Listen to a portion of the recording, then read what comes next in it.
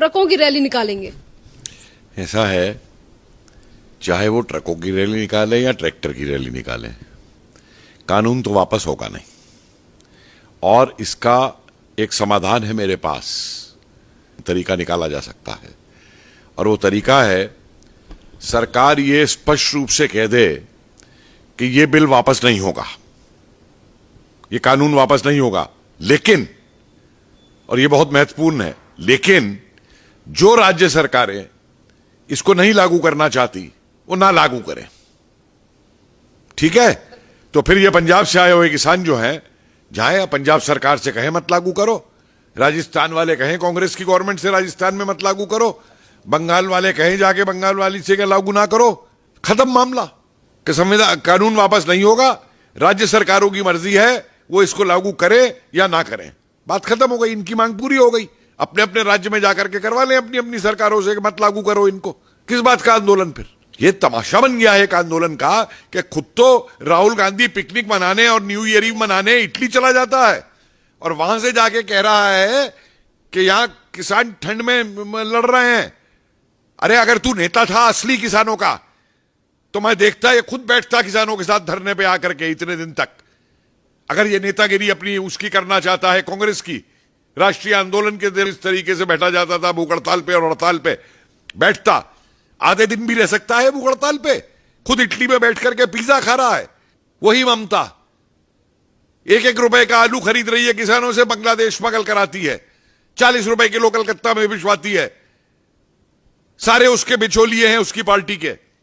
और ये जो साफ मैं बात कर रहा हूं आपको, ये जो बैठे हुए हैं ये आड़तीए हैं, ये जो बैठे हुए हैं ये वो धनी किसान हैं जिनके पास 100-100, 200 एकड़ जमीन है।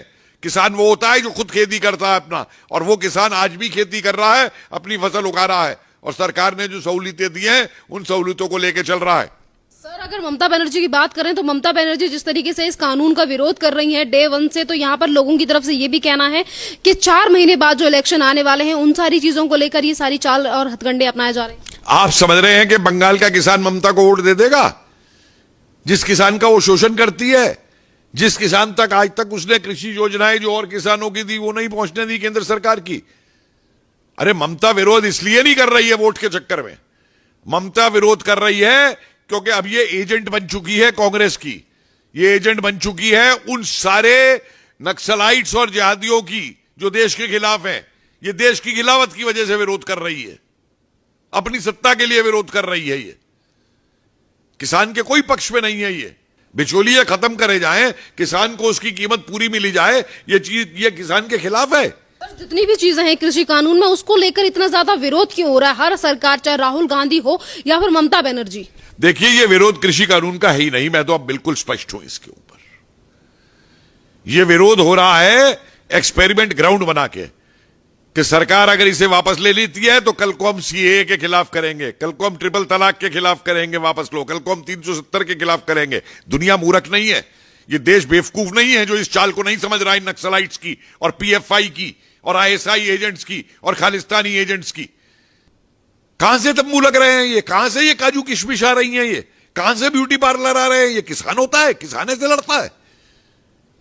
ये सारे धनी लोग हैं, मंझले किसान और गरीब किसान की तो इन्हें चिंता तक नहीं है। उसकी फसल को, जो मैंने बार बार कहा है, उसकी फसल को तो ये मंडी तक पहुंचने ही नहीं देते हैं।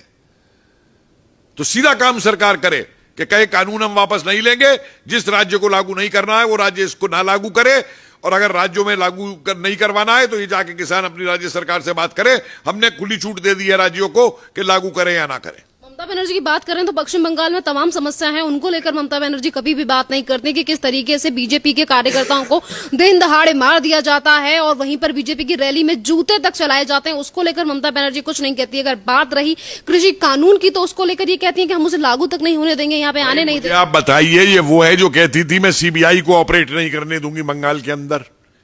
उस समय ये क्या बोली थी जब वो बंगाल का मौलवी कह रहा था कि मोदी जी की दाढ़ी लेके आओ और मैं 10 लाख रुपए इनाम दूंगा? तब कहां गई थी ये ममता? इसके लिए कोई कुछ बोल दे तो इसको आग लग जाती है, कोई ट्विटर पे लिख दे या फेसबुक पे लिख दे तो उसको गिरफ्तार करवा लेती है।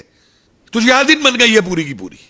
सर, जितनी भी तरीके की चीजें टीएमसी के कार्यकर्ता या फिर ममता बनर्जी की तरफ से की जा रही हैं, तो आपको क्या लगता है कि 4 महीने बाद जो इलेक्शन होने वाले हैं, इन सारी चीजों का रिजल्ट देखने को मिलेगा दीदी को? क्योंकि दीदी तो अभी किसानों की अन्नदाता बनी हुई है, अन्नदाताओं की भगवान बनी हुई है, जिस तरीके से वो बात कर रही हैं। भाई अपने आप मैं कह दूं मैं कुछ भी हूं, मैं भगवान बन गया हूं, मैं किसानों का भगवान बन जाऊंगा, मैं कह दूंगा तो जो मर्जी ये करती रहे। देखिए, बंगाल की जनता बेवकूफ नहीं है।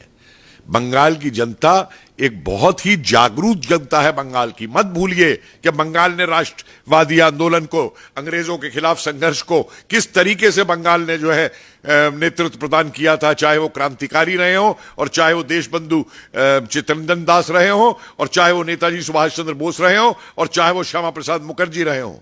किस तरीके से इन लोगों ने बंगाल को बचाया था और बंगाल के लिए कुर्बानियां दी थी। बंगाल की जनता बेवकूफ नहीं है और ना ये बंगाल की जनता अब नक्सलाइटों और लेफ्टिस्टों के कहने पे चलेगी और ना राष्ट्र विरोधी तत्वों के ऊपर चलेगी, ना उनके ऊपर चलेगी जो बांग्लादेश से घुसा घुसा करके यहां पे लोगों को यहां की नागरिकता दिलवा रहे हैं। सर, अगर विपक्ष की बात करें तो जितनी भी विपक्षी पार्टियां हैं या फिर यानी कि जितनी भी राजनीतिक दल हैं, चाहे फिर वो केजरीवाल हो या फिर तमाम अन्य नेता हो, आखिरकार ये इस तरीके की बातें क्यों कर रहे हैं? और यहाँ पर किसानों की अगर हम बात करें, जो आंदोलन चल रहा है उसमें मीटिंग हो रही है, बार बार पीएम नरेंद्र मोदी समझाने की कोशिश कर रहे हैं, पर उसके बावजूद भी किसानों की तरफ से जो आंदोलन हो रहा है उसमें से कुछ लोग निकलकर सामने आ रहे हैं और ये कह रहे हैं कि हम किसानों के नेता हैं और वो डेटे भी बता रहे हैं कि हम तब तक आंदोलन करेंगे। देखिए, ऐसा है, मैं बार बार एक बात कह रहा हूं कि अब ये किसान आंदोलन नहीं रहा है। आप देखिए ना कि आंदोलन में तब मानता हूं जब कोई भी आंदोलन होता है तो उस आंदोलन के अंदर अगर किसी बात को लेकर आंदोलन होता है तो उस बात का समाधान निकाला जाता है बातचीत करके। उसमें ब्लैकमेल और थ्रेटनिंग और ये धौंस नहीं दिखाई दी जाती है। इन्हें मालूम है स्टेट पावर क्या है, ये क्या धौंस दे रहे हैं ये।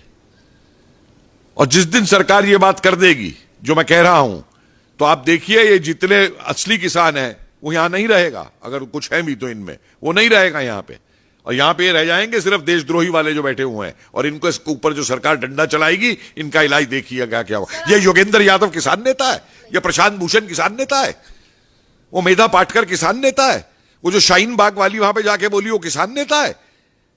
अरे ये सब के सब जो हैं ये अपनी राजनीति के लिए, क्योंकि ये पिट चुके हैं। आज कांग्रेसियों को लूट का माल नहीं मिल रहा, स्कैम करने के ऊपर रो रहे हैं। आज उनको बोर्डों की चेयरमैनशिप नहीं मिल रही पैसा कमाने के लिए, रो रहे हैं, वापस सत्ता में आना चाहते हैं। आज कांग्रेस के ही राहुल गांधी अभी ट्वीट ये करके बोलते हैं और ये कहते हैं कि ये जो आंदोलन है, यानी कि जिसके लिए आपने कहा कि ये किसानों का आंदोलन नहीं है, इसी आंदोलन को लेकर राहुल गांधी ये बोलते हैं कि ये जो आंदोलन है ये चंपारण का आंदोलन बन चुका है और जनता एकजुट हो चुकी है। राहुल गांधी को मालूम भी है कि चंपारण का आंदोलन क्या था। आए मुझसे बात करें चंपारण के आंदोलन के ऊपर।